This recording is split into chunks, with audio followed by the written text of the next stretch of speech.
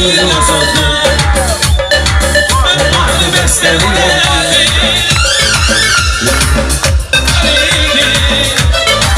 Onu eşrem belirledim.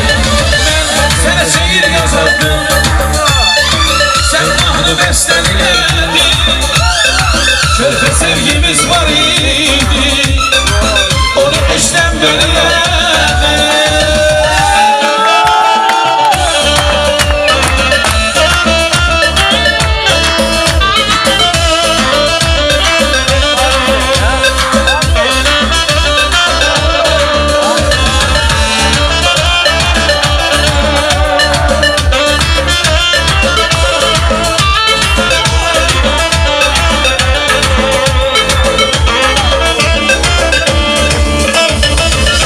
Yerdeki yüzücü ne ayrılık ne keder.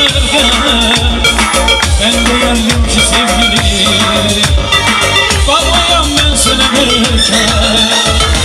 Ay çıkıp akşam olardı, baş koyardım dizin üstte, eserleşip ne deseydi.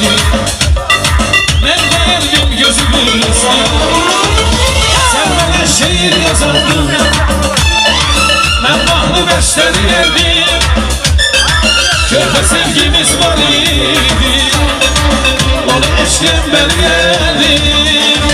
Ben sana şiir yazardım. Sen mahnı besteledim. Körpe sevgimiz var idi. Onu eşrem belirledim. Öyle bilerim, ay yarım öyle bilerim. Öyle bilerim, ay canım öyle bilerim. Öyle bilerim, ay yarım öyle bilerim. Öyle bilerim, ay canım öyle bilerim.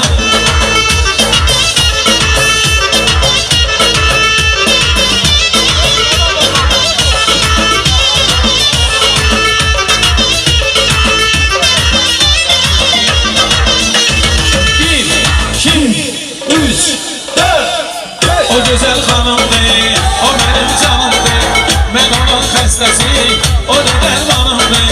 Ne güzel hanımdır, o benim canımdır. Ben onun xəstəsi, o da dərmanımdır.